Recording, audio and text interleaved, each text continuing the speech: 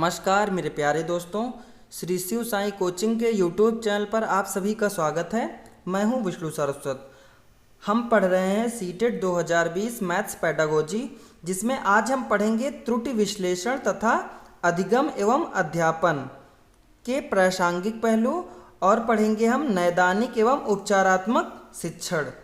आज हमारा course complete हो जाएगा, तो जिसने पीछे के वीडियो नहीं देखे हैं डिस्क्रिप्शन बॉक्स में आपको लिंक मिल जाएगा, आप ज़रूर देखना। अब आइए शुरुआत करते हैं।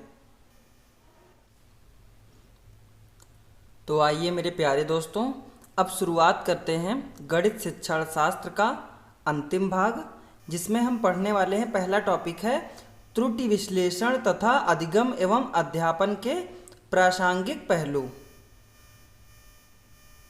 इसमें पहला हम पढ़ेंगे, पहली हेडिंग क्या है, गणित शिक्षण में त्रुटि विश्लेषण। तो आइए इसके कुछ बिंदु देखते हैं, किस किस क्षेत्र में जो है बालक त्रुटियां या गलतियां करते हैं।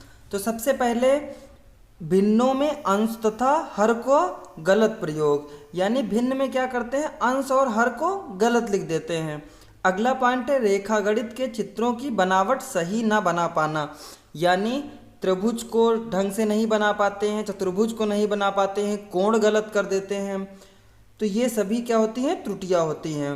अगला है तर्क तथा भिन्नता, ज्ञान करने वाले प्रश्नों के सही उत्तर ना दे पाना, यानी तर्क और भिन्नता जिसमें ज्ञात करनी हो उसके सही उत्तर बालक नहीं दे पाते हैं। अगला है भाषा को गणित की भिन्न भिन्न इकाइयों में प्रदर्शित ना करना।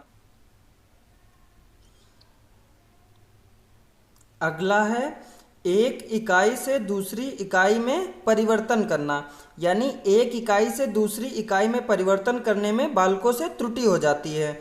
अगला है चिन्हों का गलत प्रयोग करना, जो चिन्ह गणित में प्रयोग होते हैं, जैसे प्लस की जगह माइनस हो जाएगा या गुणे की जगह भाग का गलत प्रयोग हो जाएगा। अगला है भिन्न भिन्न गणित के तथ्यों में समानता तथा अंतर का प्रयोग गलत करते हैं। अगला है भाग देने में तथा गुणा करने में हासिल का प्रयोग गलत करते हैं। दो या अधिक प्रत्ययों में अंतर गलत करते हैं। गणित के उपकरणों को गलत प्रयोग करना, यानी गणित के जो उपकरण हैं उनका प्रयोग क्या कर देते हैं, गलत कर देते हैं।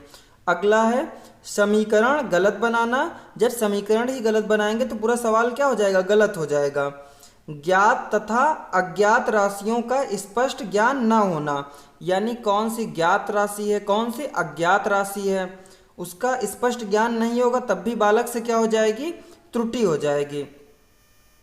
अगला है औसत प्रतिशत आदि ज्ञात करना, यानी औसत और प्रतिशत में बच्चे क्या होते हैं, बहुत कंफ्यूज हो जाते हैं, क्योंकि ये दोनों अलग हैं, बच्चे समझ लेते हैं दोनों एक ही हैं। अगला ये देखते हैं, अगला पॉइंट क्या रहेगा। अगला हम पढ़ेंगे त्रुटि के कारण। त्रुटि के कारण कौन कौन से हैं।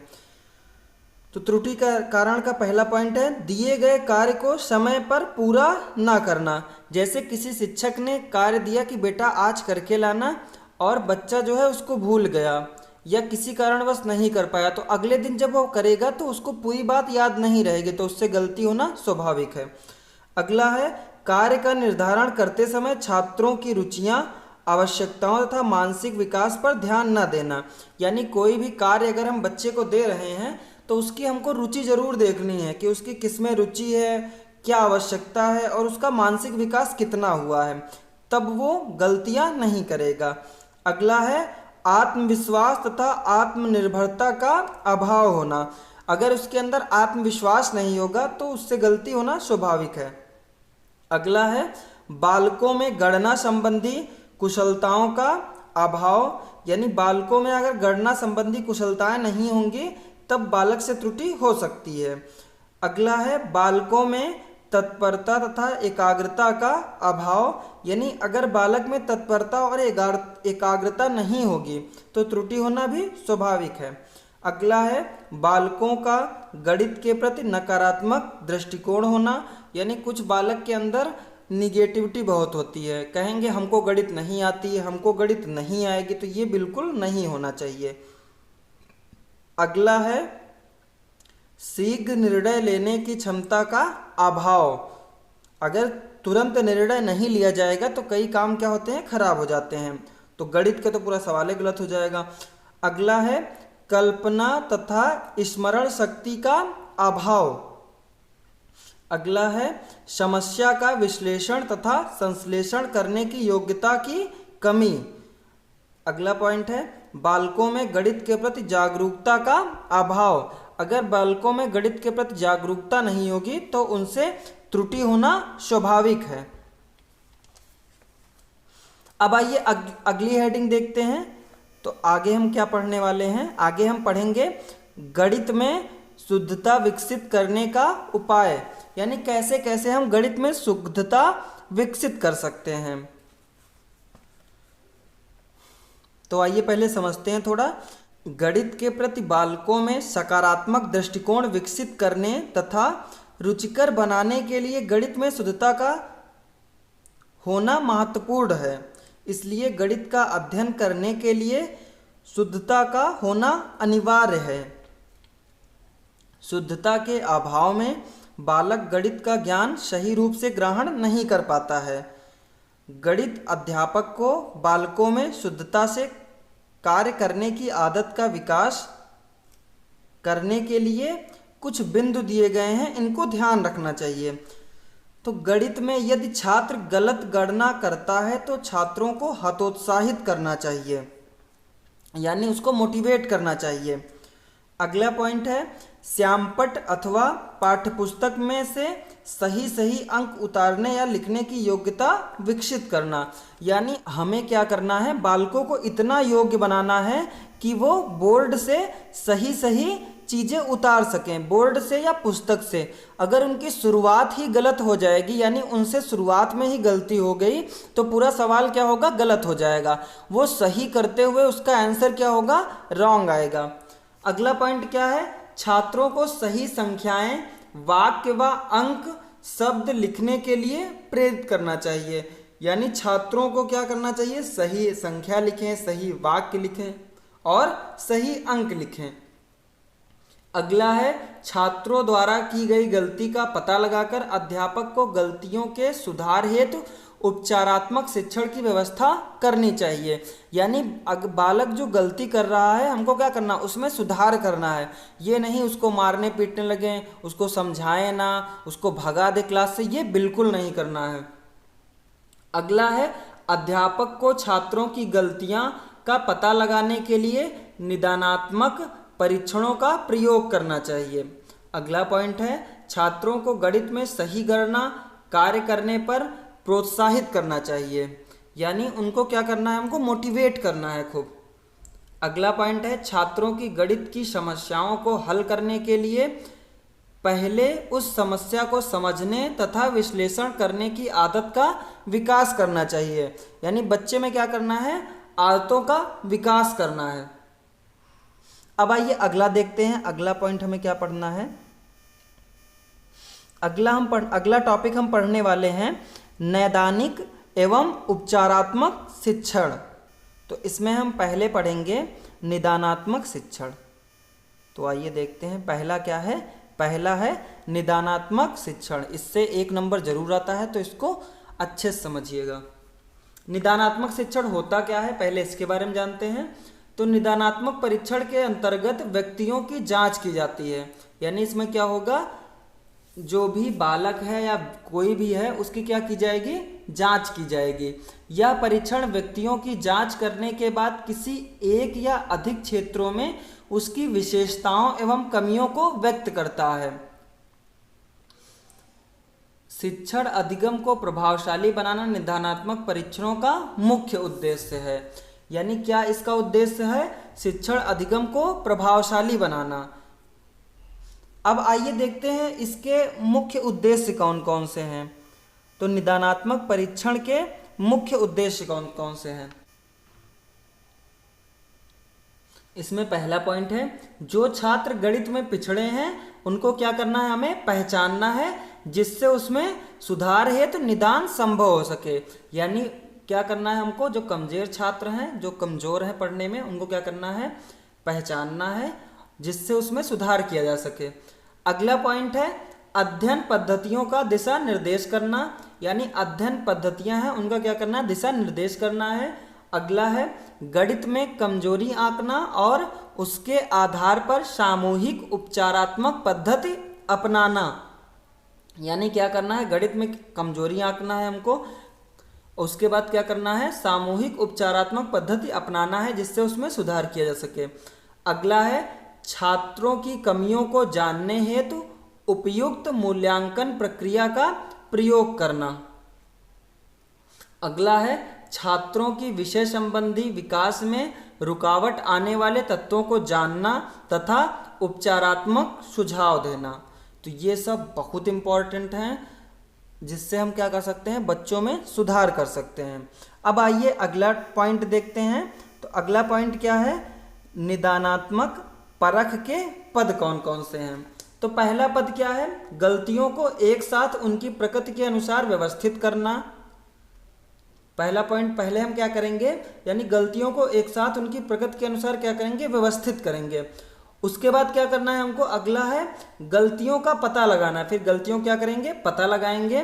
फिर क्या करेंगे, परख का निर्माण करेंगे। क्या करेंगे, परख का निर्माण करेंगे। फिर क्या करेंगे, हम परख का प्रयोग करेंगे। क्या करना है, उसके बाद परख का प्रयोग करना है। अब आइए उसके बाद देखते हैं अगला पॉइंट क्या है। अगला पॉइंट है गणित में निदान हेतु पद, यानी निदान हेतु क्या क्या हमें करना है। सबसे पहले क्या करेंगे, हम छात्रों का गणित में भिन्न भिन्न पदों, प्रत्ययों, चिन्ह तथा तथ्यों आदि जिनका छात्रों को सही ज्ञान ना हुआ है उनका क्या करना है, पता लगाना है। पता लगाने के बाद दूसरा अगला पॉइंट क्या रहेगा, प्रत्येक पद, प्रत्यय, तथ्य, चिन्ह आदि कितने छात्रों को स्पष्ट नहीं है, इसमें छात्रों का प्रतिशत ज्ञात करके उच्च प्रतिशत से निम्न प्रतिशत के रूप में रखा जाएगा।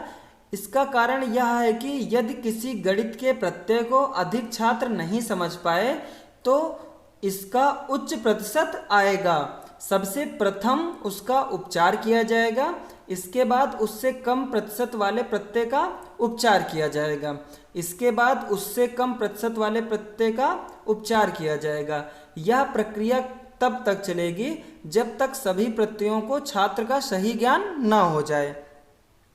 फिर अगला पॉइंट क्या रहेगा, तीसरा चरण रहेगा कि जो भी पद, प्रत्यय, तथ्य आदि छात्रों को स्पष्ट नहीं हुए हैं उनके स्पष्ट होने के कारण को जानना चाहिए। एक बार सही कारण का ज्ञान होने पर उसके निवारण का सही उपचार संभव हो सकता है। तो ये क्या था, ये था निदानात्मक शिक्षण। ये आपको हर एक परीक्षा के लिए 1 नंबर जरूर ला के देगा। अब आइए देखते हैं अगला टॉपिक क्या रहेगा, उपचारात्मक शिक्षण। अगला टॉपिक क्या रहेगा, उपचारात्मक शिक्षण। तो आइए अब इसको समझते हैं विधिवत एक एक पॉइंट को, जिससे परीक्षा में 1 भी नंबर का आपका ना छूटने पाए। तो आइए देखते हैं उपचारात्मक शिक्षण क्या होता है। निदानात्मक कार्य की समाप्ति के बाद जो शिक्षण व्यवस्था छात्रों की कमजोरी को दूर करने हेतु की जाती है उसे गणित विषय के क्षेत्र में क्या कहा जाता है, उपचारात्मक शिक्षण कहते हैं। तो बहुत आसान है, निदानात्मक के बाद जो प्रक्रिया यूज की जाती है वो क्या होती है, उपचारात्मक शिक्षण ही होता है। आगे है, यदि छात्र की एक बार गणित की कमजोरी पता चल जाए तो उसका उपचारात्मक कार्य सरल हो जाता है। तो अब आइए अगला पॉइंट देखते हैं। तो अगला पॉइंट क्या है, अगला पॉइंट है विद्यालय में उपचार हेतु व्यवस्था, यानी विद्यालय में उपचार हेतु कौन कौन सी व्यवस्था करनी चाहिए। तो सबसे पहला पॉइंट रहेगा इसमें, छात्रों को गणित के क्षेत्र में छोटे छोटे प्रोजेक्ट तथा समस्याएं देनी चाहिए। छात्रों को क्या करना चाहिए, छोटे छोटे प्रोजेक्ट देना चाहिए और छोटी क्या देनी चाहिए, समस्याएं देनी चाहिए, जिनको वो हल करेंगे और फिर उनका कॉन्सेप्ट क्या होगा, क्लियर होगा। अगला है, छात्र की कमजोरी को दूर करने हेतु उनकी पाठ्य वस्तु को दोहराना चाहिए, इससे उनकी कमजोरी की पहचान की जाती है। अगला पॉइंट क्या रहेगा, छात्रों को गृह कार्य अवश्य देना चाहिए, यानी कभी भी कोई भी टॉपिक आप पढ़ाएं तो क्या करना है, आपको बच्चों को होमवर्क जरूर देना है, जिससे जो कमजोरी उनकी रह गई है, यानी उनकी जो कमजोरी रह गई है उसको दूर किया जा सके। अगला पॉइंट क्या रहेगा? अगला पॉइंट रहेगा गणित के भिन्न भिन्न क्षेत्रों में जिनमें छात्रों को अधिक कमजोरी होती है उनमें गोष्ठियों का आयोजन कराया जाए। इनके द्वारा भी छात्रों की कमजोरी दूर की जा सकती है। तो आज का टॉपिक यहीं कंप्लीट हुआ। उम्मीद करता हूँ आज की वीडियो आप सभी को पसंद आई होगी, और सबसे पहले आप चैनल को सब्सक्राइब कर लें जिससे आपको नोटिफिकेशन पहले मिल सके। ऐसे ही अच्छे अच्छे कंटेंट और अच्छी अच्छी पेडागोजी यानी शिक्षण शास्त्र पढ़ने के लिए हमारे वीडियो को लाइक करें, शेयर करें और चैनल को सब्सक्राइब कर लें। और मैथ्स जो है 10 वीडियो में कंप्लीट की गई है। केवल 10 वीडियो आपको पढ़ना है, कहीं बाहर से कुछ पढ़ने की आवश्यकता नहीं है। केवल प्रश्नों की प्रैक्टिस आप बाहर से कर सकते हैं, बाकी सभी आपको कंटेंट और पेडागोजी आपको इसी चैनल पे मिल जाएगी। केवल 10 वीडियो पढ़ना है, उसके बाद आप पेपर दे आइए। 80 से 90% आपका इन्हीं वीडियो से आ जाएगा, जिससे आपका स्कोर मैथ में 30 आता है, सीटेट की परीक्षा में आपके 25+ जरूर आएंगे। और मैथ्स कंप्लीट होने के बाद आप बताइए कौन सा विषय पढ़ना चाहेंगे? आप सीडीपी पढ़ेंगे, ईवीएस पढ़ेंगे, या हिंदी पढ़ना चाहेंगे, या इंग्लिश या संस्कृत पढ़ना चाहेंगे? तो आप कमेंट करके हमें ज़रूर बताना कि कौन सा विषय आप पढ़ना चाहते हैं। और हर एक टॉपिक पे आपको एकदम अलग ट्रिक के आधार पे वीडियो मिलेगी, यानी हर एक वीडियो क्या होगा? ट्रिक पर आधारित होगा। आप ट्रिक से चीज़ों को आसानी से सीख पाते हैं, इसलिए आपके लिए क्या यूज़ की जाएगी? ट्रिक यूज़ की जाएंगी। तो अब मिलते हैं अगले वीडियो में, तब तक के लिए जय हिंद, जय भारत।